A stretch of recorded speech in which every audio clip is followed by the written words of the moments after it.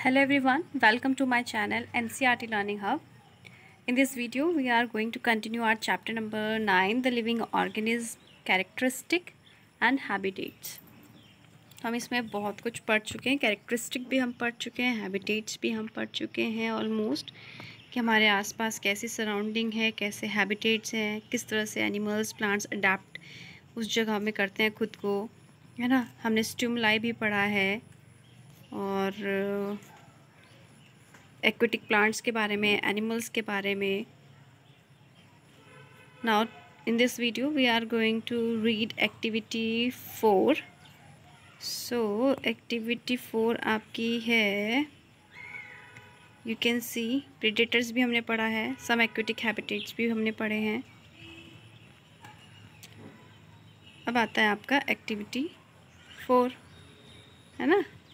तो यहाँ पर दिया हुआ है एक्टिविटी 4 में, place a potted plant in a room a little away from a window through which sunlight enters some time during the day.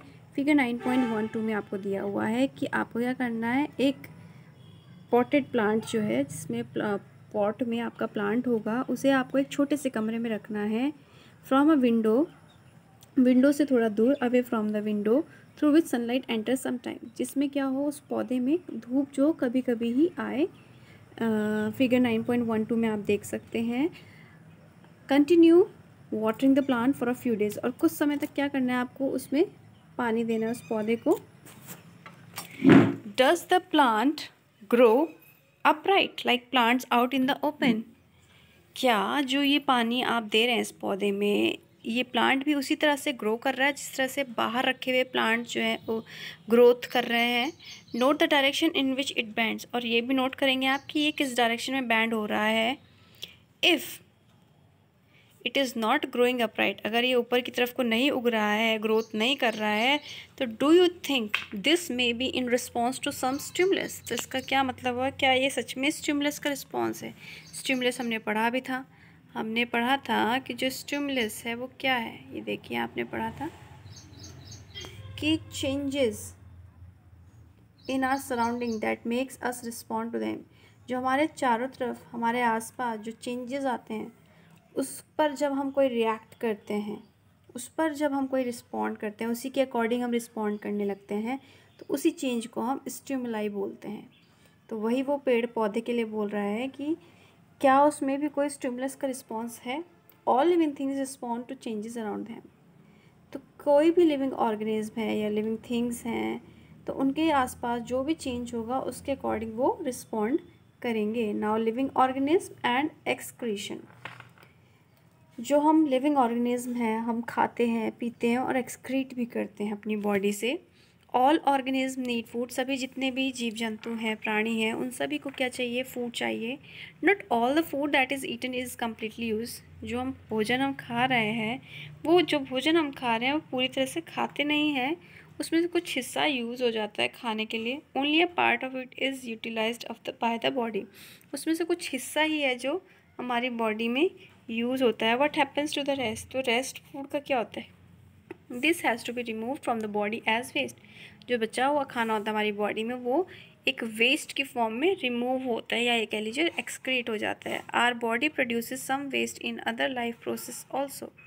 जैसे हमारी बॉडी से वेस्ट निकलता है, ऐसे ही अदर ऑर्गेनिज्म की बॉडी से भी इसी प्रक्रिया से क्या होता है, एक्सक्रीशन होता है वेस्ट फूड का. ठीक है ना.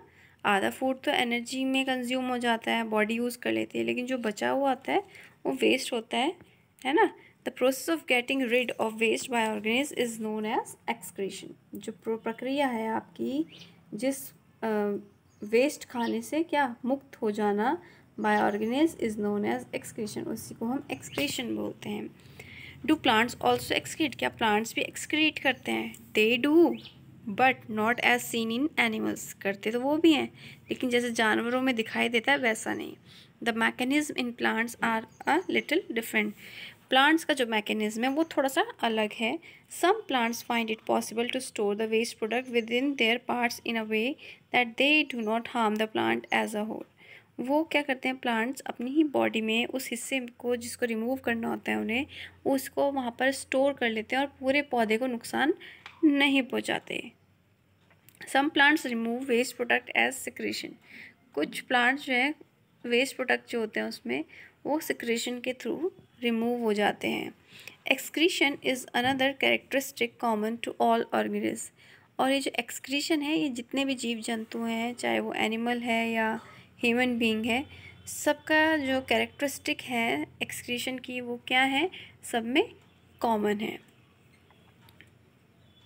Do all organism reproduce their own kind, जो जीव जंतु हैं क्या वो अपने जैसा ही किसी को जन्म देते हैं, उनके जैसा ही कोई रिप्रोड्यूस होता है उनसे, है ना। Have you ever seen nest of some birds like pigeons, क्या आपने कभी किसी चिड़िया का लाइक पिजन का, कबूतर का कभी घोंसला देखा है, उसमें बर्ड्स देखनी है। Many birds lay their eggs in the nest, बहुत सारी चिड़ियाँ हैं जो अपने अंडे घोंसले में देती हैं। सम ऑफ द एग्स हैच, कुछ उनमें से हैच हो जाते हैं, फूट जाते हैं।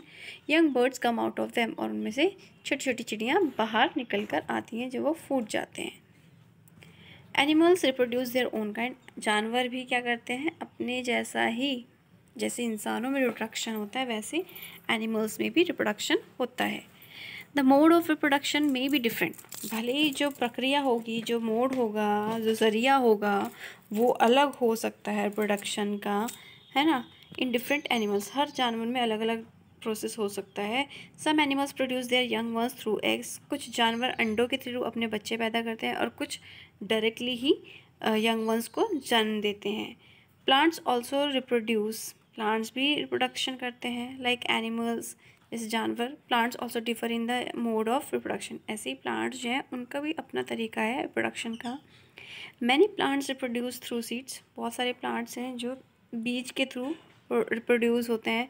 प्लांट्स रिप्रोड्यूस सीड्स, प्लांट्स जो हैं बीज निकालते हैं पहले, है ना कुछ, और उसके बाद हम क्या करते हैं उन बीजों को ज़मीन में उगा देते हैं, दबा देते हैं, और उसके बाद क्या होता है उनमें से जर्मिनेशन स्टार्ट होता है, और इसी प्रक्रिया को भी आप क्या बोल सकते हो, रिप्रोडक्शन बोलते हैं। तो प्लांट्स में भी ऐसा होता है, एक तो सीड के थ्रू हो जाता है, कुछ पौधा लगा के होगा आपका, है ना।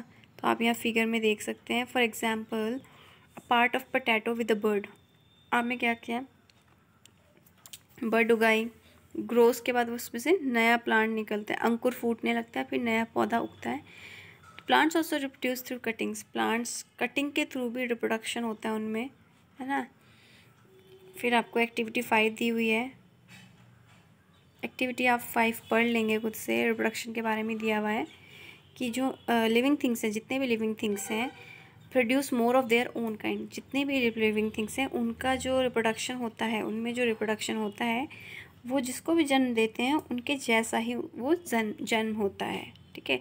इंसान है तो इंसान का बच्चा है, जानवर है तो जानवर का बच्चा जन्म होगा, प्लांट है तो प्लांट उसमें से नया उगेगा, ठीक है। फिर कह रहा है आपसे डू ऑल ऑर्गेनिज्म मूव, जो जितने भी ऑर्गेनिज्म हैं वो क्या मूव करते हैं। तो in chapter 8 we discuss the various ways in which animals move, हमने पढ़ा था चैप्टर 8 में जिस तरह से एनिमल्स मूव करते हैं अलग अलग तरीक़ों से। They move from one place to another and also show other body movements, एक जगह से दूसरी जगह पर मूव करते हैं या बॉडी की कोई मूवमेंट वो दिखाते हैं अलग अलग। Plants are generally anchored in soil, ज़्यादातर जो प्लांट्स हैं वो तो खैर सॉइल में ही अपना मूवमेंट करते हैं, है ना। How ever various substances like water, जैसे कि पानी, minerals, food synthesized by them move from one part of the plant to other, एक जगह से दूसरी जगह पर मूव करते हैं, एक प्लांट से दूसरी जगह पर। Have you noticed any other kind of movement in plants, या प्लांट्स में आपने कोई और मूवमेंट नोटिस किया है। ओपनिंग और क्लोजिंग ऑफ फ्लावर्स, फ्लावर का खिलना बंद होना, ये कभी नोटिस किया है। Do you recall how some plants show movement in response to certain stimuli, क्या आपने कभी ऐसा रिकॉल करिए आप, है ना, रिकॉल करो कि कैसे जो प्लांट्स हैं वो कैसे स्टिमुलाई पर रिएक्ट करते हैं, कैसे अपने सराउंडिंग के अकॉर्डिंग रिस्पॉन्स करते हैं। जैसे we also have some non living things moving, हमारे पास कुछ ऐसी चीज़ें भी हैं नॉन लिविंग जो एक जगह से दूसरी जगह तक मूव करते हैं, जैसे कि बस, कार या small piece of paper, clouds and so on, बहुत सारी चीज़ें जो एक जगह से दूसरी जगह मूव करती हैं, लेकिन वो क्या है, लिविंग थिंग्स नहीं है, वो नॉन लिविंग थिंग्स हैं। फिर आपसे यहाँ पर दिया हुआ है